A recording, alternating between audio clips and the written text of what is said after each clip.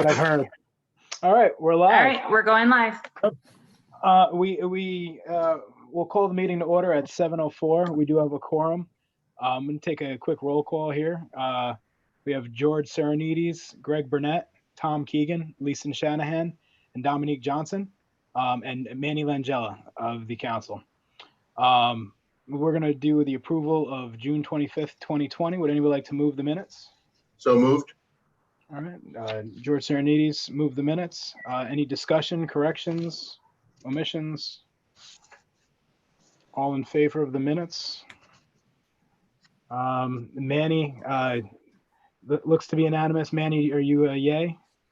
Yay. Yay, okay. Moved unanimously. Public participation. Do we have anybody online for public participation? No one. All righty, moving on. New business. So we have a couple action items from the police department. We will have to suspend the minutes to add an additional one. I'll read them as they are on the agenda, and then after we get through the first two, I'll call for a suspension of the minutes. 1A, authorize the mayor, Harry W. Rilling, to execute any and all documents necessary to apply for and accept grant funds from the Department of Justice under FY 2020 Edward Byrne Memorial Justice Assistant Grant in the amount of $33,741, and authorize Police Chief Thomas E. Kohalik to execute any and all agreements, documents, instruments, and amendments thereto as may be necessary to implement all programs through the FY 2020 Edward Byrne Memorial Justice Assistant Grant pursuant to such grant funding. Maybe like to move these items together, 1A and 1B. And motion. Looks like George. Thank you. Discussion. Who wants to cover this one from the police department? I can cover it. What we're doing is we're applying for the JAG grant, which we use for selective enforcement, and we use it for using it for overtime, dealing with violent crime in the city. There had been some issues before where the information from ICE was going to be transferred, and they held off on it. But there's presently an injunction against that type of action in Evanston versus Barr, and we have the legal department reviewing it now. So it sounds like, optimistically speaking, that we won't have to participate in that particular section of the program to accept the grants, but we're still waiting on the law department's ruling on that. Discussion, questions. Now, if we have to, if we find that ICE information is necessary to complete the grant, would we withdraw, or what? Just about.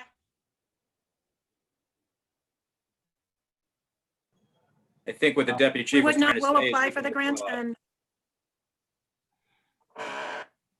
Deputy Chief, maybe if you get rid of the video, it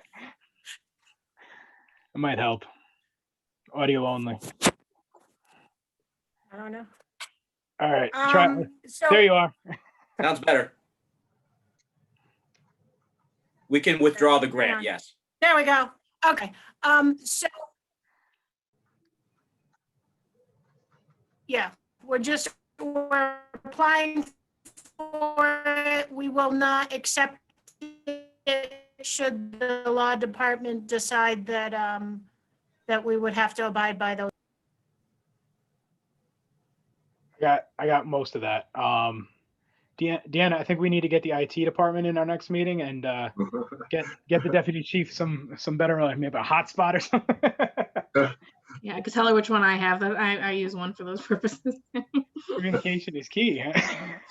All right, so we could withdraw it if that becomes. I know that was a hot topic when that became a requirement of these grants a few years back.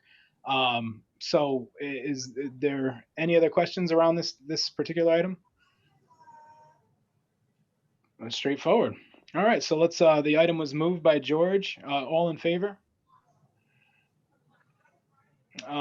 We have unanimous. Manny, are you a yay? Yay. Yay. Unanimous. Thank you. All right. Item 2. Authorize the mayor Harry W. Rilling to execute any and all agreements, documents, or amendments as may be necessary to accept and implement the live scan device transfer agreement between the State of Connecticut Department of Emergency Services and Public Protection and the Norwalk Police Department. Would anybody like to move this item? Mr. Keegan, thank you.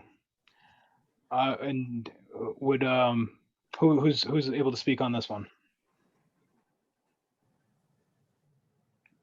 Anyone from the police department? That would be So Art Weisgerber. can you hear me this time? You're scratchy. Nick, can you hear me? Yeah, you're in and out.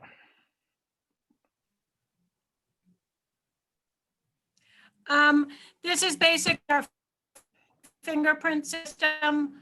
This controls it, and they have gone to a different vendor. They will be providing us a new machine. Which will take a few months for it to be up and running. Lieutenant Weisgerber is also on the line. Oh, he's in the building as well, so he might have very good Wi-Fi either.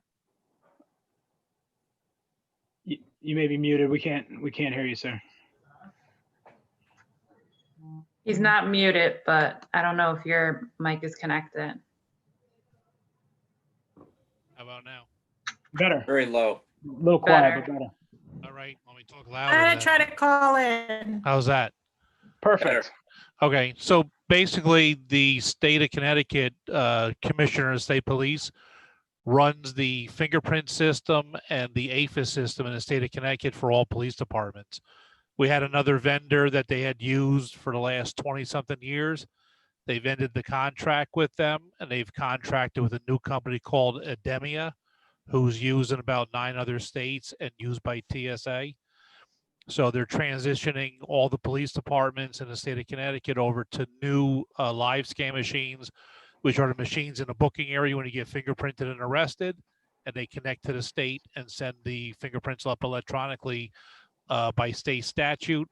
So because they're the ones that chose, run it, and oversee it, all the machines are being replaced at no cost to the police departments because it's a swap out.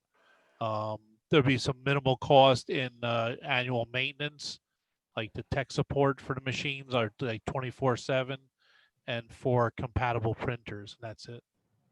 And no additional cost to the department itself or the city? Not for the machines. We would be paying for the new printers that are compatible with the system. And even under the old system, we used to lease the machines with a service agreement included in those lease amounts. So we would still have some expense to maintain them like we have for the last 20-something years. But this actually company's a little bit cheaper than the other one. Fantastic. This is the same system that we use for just the public services as well. So like when you apply for a permit, or I think new teachers have to be fingerprinted, it's all the same system? A little bit. Like for teachers and like for DMV and stuff like that, at this point, we're not connected electronically through the state to submit those. So that's why we print the fingerprint cards out. So we use in the other room for the public, we have a desktop system. That's a scanner that we use. We fingerprint you, then we print them out on the card. They're replacing that system for us too. I think we might be the only department in the state that has a portable live scan system that I can take out to the hospital. We've done bedside arraignments where I've booked people there and so forth. So we're getting the big cabinet machine that's in the booking area in the back of the building. And then off the front lobby where we do the public, they're replacing our desktop portable system there also at no cost. That's great. There's 2 systems in the building. And how come, is there a reason why we want to keep it separate and we don't go with a system that integrates with the state, or? No, Is it it is. This is their. Oh, this one does now. No, they're telling us what to use because it's integrated with them. So the state police, the commissioner, they're in charge of all this. They've signed a contract for the state, and that's why we're getting the equipment from the state. I understand now. My apologies. That's Okay. great. That's all right. We really have no choice. Yeah, George. Is there going to be any overlap or lag time between the 2 systems, or are we going to have any downtime? No, because what they're doing is probably in September, October, the machines are getting delivered, and we've already set up the new ports for the IP addresses for the machine and the printers.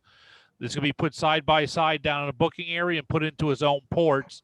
They'll begin doing their testing through the fall into the winter. And then once we're online, is communicating properly between our next gen MRS system and the live scan machine.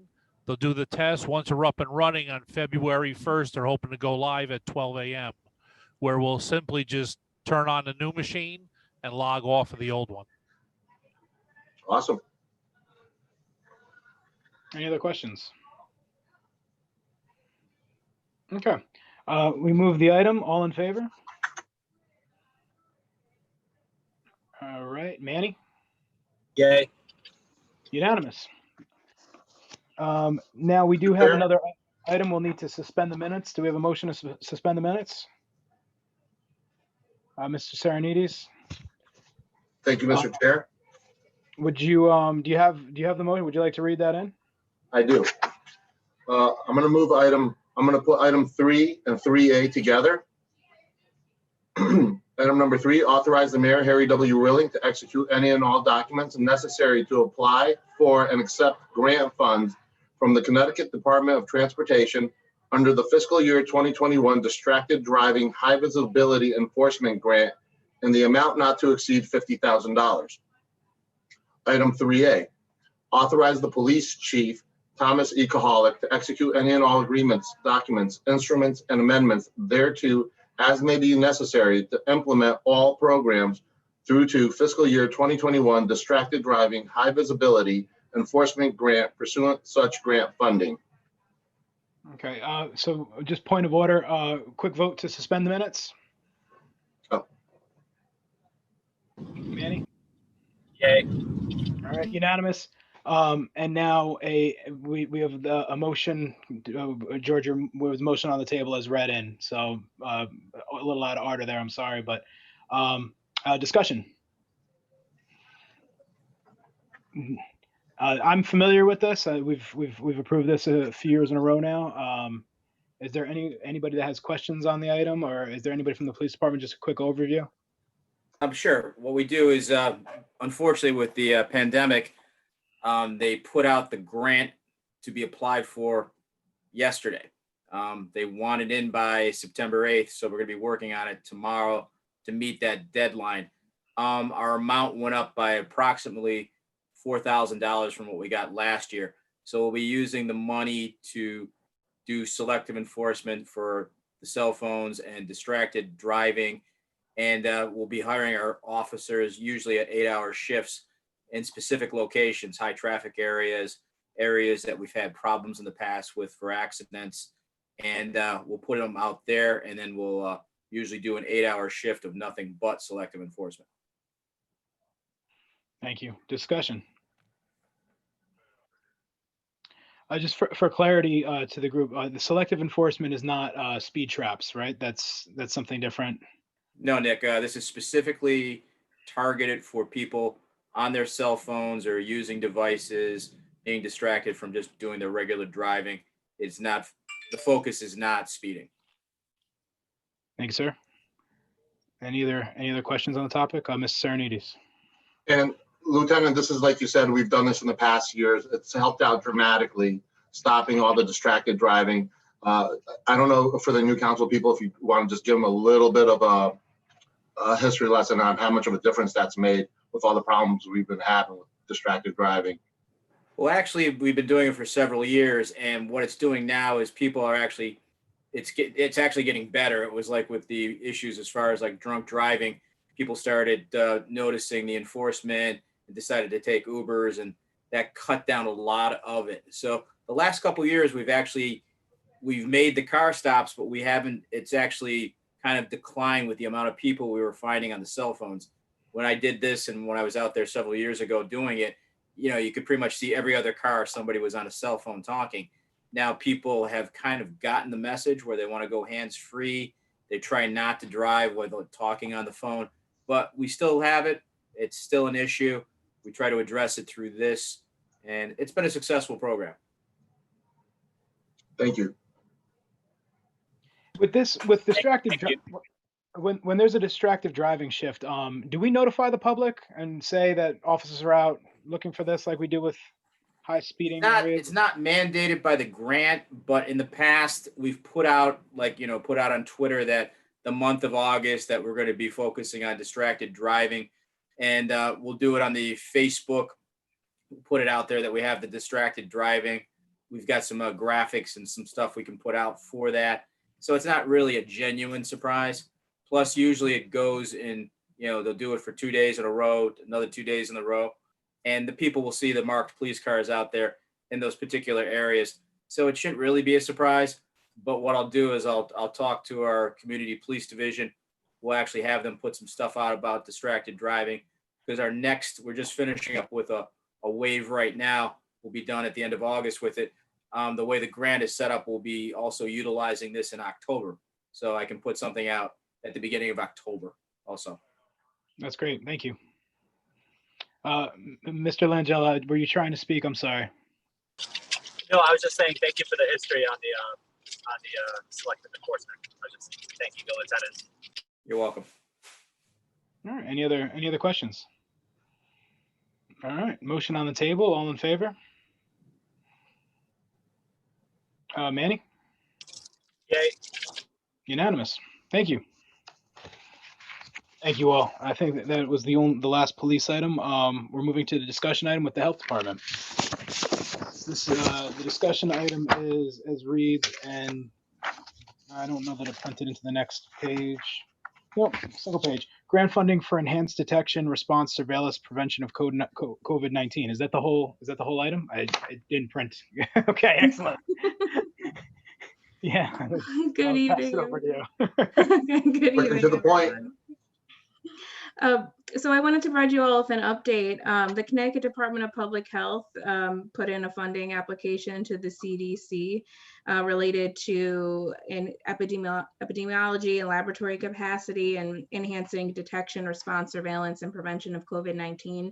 And they allocated $20 million of that funding towards local health departments and districts across the state. There are 65 of us. And so we just found out last week what our funding allocation would be. It's based on per capita and poverty levels, but they are providing $493,298 to the Norwalk Health Department, to our city, for these efforts. It's going to be over a 30-month time period. So it goes back from May 19th of this year all the way through November 17th of 2022. So it's like a little under $200,000 per year. And then there's about $98,000 for that last 6 months. So, right away, a lot of the health departments are going to be allocating this funding towards getting epidemiologists on staff.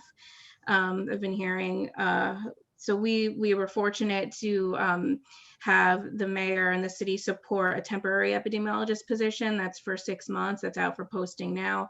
And so we're hoping we can use this funding to extend that to be able to keep somebody longer term.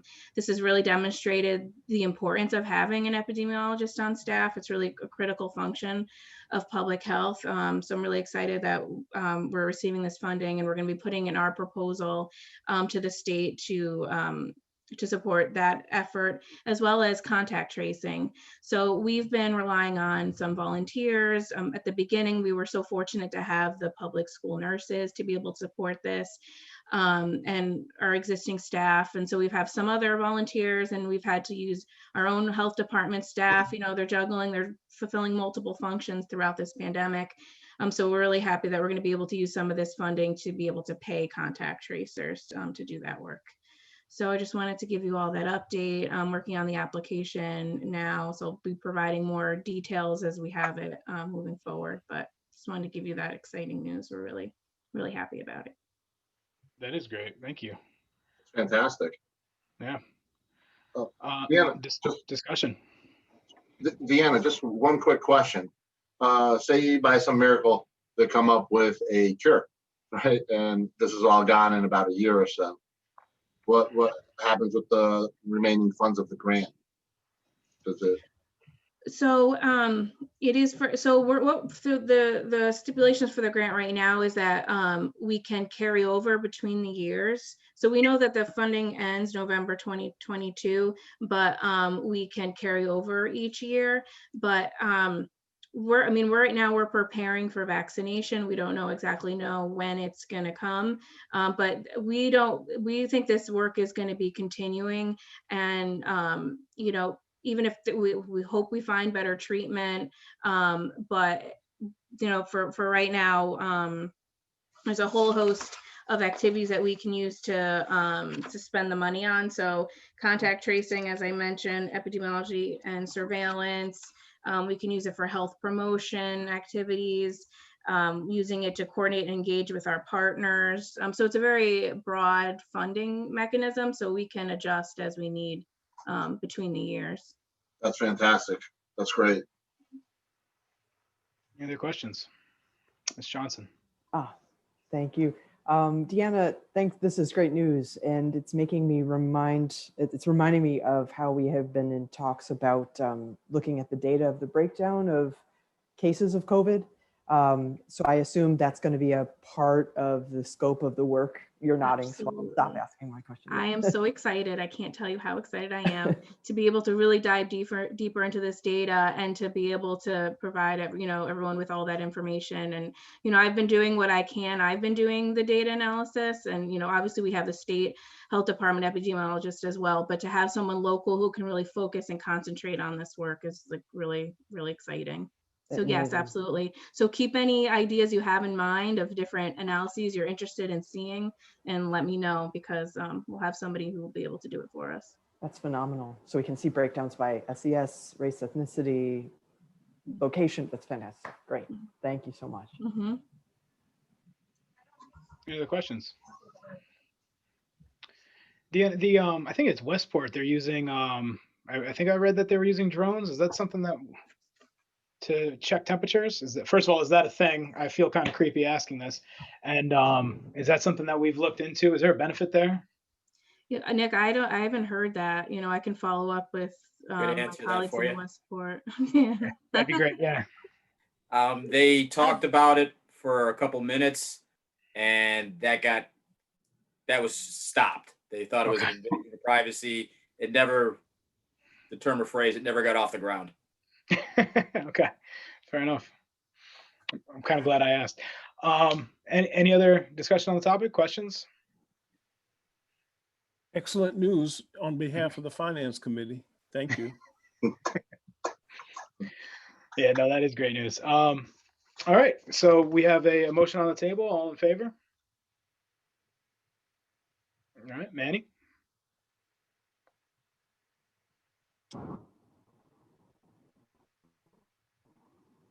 He unmuted. Hey, I'm sorry. I don't know if you can hear me, but yay. I just lost service briefly. Sorry. No problem. So it's unanimous. It was a discussion item. We actually didn't have to vote on that, did we? But you showed your support, and it was Do we need to make that an action item? It'll be an action item. I might need to bring it to council for signature. So for the mayor's signature. So. Well, I approve. We can. Do you need to make? Would you like to make it an action item for a signature? Because then we can put it on the next council agenda. Is timing wise? Yeah, that would be great. Yeah.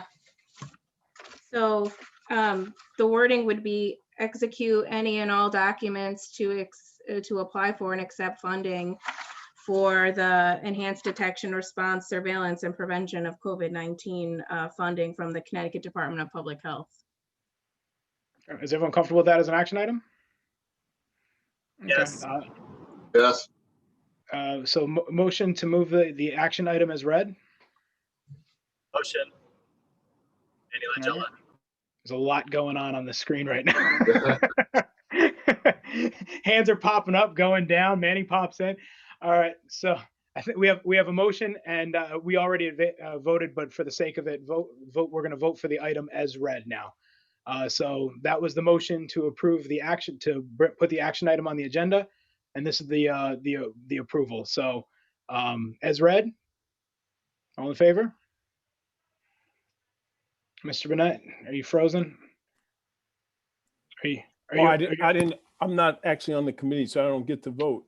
Oh, I apologize. But I did have a Yes. question. Do we have to Yeah. include the dollar amount of the grant in the motion? We should do it once it gets to council. It should have a dollar Right. amount. Okay. Yeah. Yeah. So, but that was a good comment. And man, so I think everybody on the committee, and Manny, you voted yay. Yay. All right. So it's unanimous. So Deanna, we can move that one to the council, but when it does get to council, we'll have to make sure it includes that nomination. Got it. Thank All right. you. All right. That's the close of the agenda. Before we do vote on the on closing the meeting, just a quick update for the committee. We did have a discussion with all of the with Chief Kahalik, with Chief Gatto, and with Ms. Diamore, regarding a new cadence. What we're going to be starting to do regarding updates to the committee regarding any type of public safety items that ultimately we should be aware of and be in front of. It's going to be kind of a two-way discussion. They could bring things to us. Ultimately, if there's anything that you would like them to be prepared to discuss, that can come through the chair. And we can make sure that there's a cadence of this going forward to kind of perpetuate transparency on all items.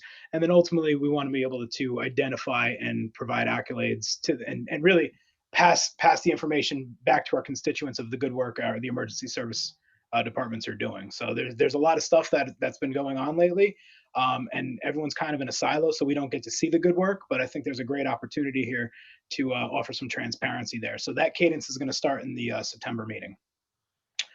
All right. With that, do I have a motion? All right, Ms. Shanahan. Ms. Shanahan's quick with that one. There she is. All right. All in favor? And Yay.